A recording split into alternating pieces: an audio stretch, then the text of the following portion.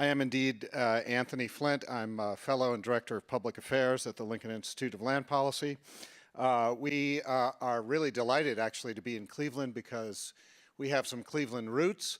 Our founder, John C. Lincoln, started the Lincoln Electric Company, very successful company to this day. We also have two board members from here, former Mayor Jane Campbell and former Planning Commission Chair Tony Coyne, who is with us today and led that terrific mobile workshop to the city's waterfronts yesterday. We're a think tank based in Cambridge, Massachusetts. We like to say that we're finding answers in land. In the quest for sustainability and fiscal health and equity, the role of land is critically important, but it's often not very well understood. So one of the things we have the most fun doing is collecting and analyzing data about land. And the idea here is that we want to communicate better about our subjects and provide resources for free that anybody can use. We have several on our website. One is the Atlas of Urban Expansion, which uses satellite imagery. Another allows comparisons of municipal finance for 150 US cities. And so we hope to provide this kind of evidence that everyone can work with to create a better dialogue and to prompt better policy decisions based on evidence.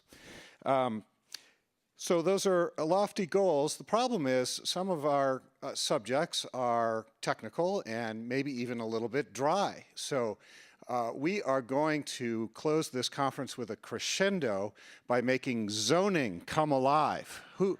Who's with me? No, really, today we are unveiling the Place database. It's very special here at the Meeting of the Minds. You are the first to see it. It is a new visualization tool that features an array of indicators, whether zoning, housing prices, government spending, the amount of open space, all of the elements that help us better understand our communities and neighborhoods. The data comes from a variety of places, and we're constantly working on it, improving it, using some of the technology that we've heard about right here over the past 2 days. And so we invite you to join us in this experiment and see if we can have the ultimate goal of making sense of place. In a few steps, you should be able to create great visual displays of quantitative information. And to help us lead us through this demonstration is my colleague Bernie Langer from our partners in this initiative at PolicyMap. So Bernie, over to you. Hi everyone, I'm so excited to show you all the Place database, and I'm going to be showing it to you in record time, so stay in your seats. It is an online mapping platform, just like any other mapping platform you'd see, but we've got this map menu, and when you click on it, you have all of these data sets that you can open up on the map. So there's environmental data, home value data, and all kinds of other things that I don't have time to get into individually. And so let's just get started. I'm going to search for Cleveland, Ohio, because why not? Here we are, and I'm going to put some, I can also search for other places like congressional districts, metro areas, but we're in Cleveland, so I'm going to add some data to the map. Let's go with affordable housing. That's a big issue. So let's look at the number of housing units that are available to households that are earning 50% or less of area median income. So here you have a map where the darker colors indicate more housing available. The lighter colors are less housing available. To get information about what this data is, you can click on the label and have a whole description of the data set.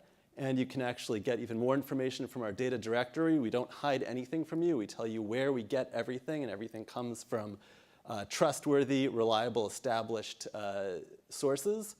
And then you can zoom in and look at the data for just your particular block group, which is the smallest available unit coming from the census. So I can click on a block group and it'll tell me that in this particular small area, 23% of the housing units are affordable to families earning 50% or less area median income.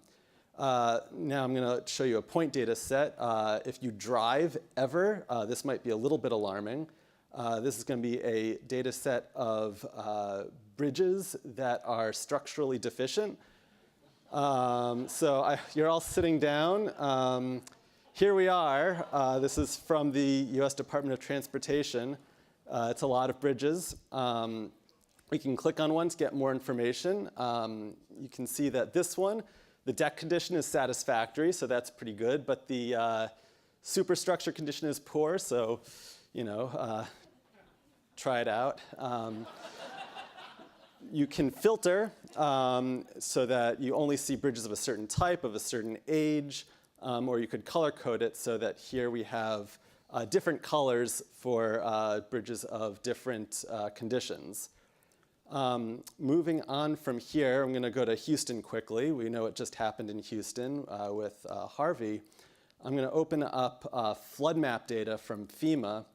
And so the red is the high-risk flood areas, green is low risk, but of course in Harvey, everywhere was flooded, but this just gives us a sense of areas that are most at risk. With this data, we can also open brownfield data from the EPA and see these dots are where brownfields are, and in some cases you can see that brownfields are right in those high-risk flood areas, so that might inform where you might want to remediate quickest, because those might pollute the surrounding environment in case of a flood.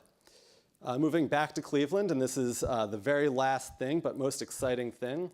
As Anthony had mentioned, zoning data. We've been working to collect zoning data from 105 municipalities across the country so far. And so let's open up Cleveland. Here we have the zoning data. This is an amazing amount of work to collect all this data because we have to get it from each individual municipality. But we can zoom in and have at the parcel level every single zoning type in the city. And we can click on a parcel and see that this area is residential 2-family, and this area is office space and also residential. So that is the zoning data. Once we have made our maps, you can share it, you can send a link to anyone, you can share it on social media for anyone to use. And again, this is this long list of types of data. We have data on income taxes, on vacancies, government spending, just way more than I can get into, but there's a lot here and it's easy to use and it's all in one place. So thank you very much.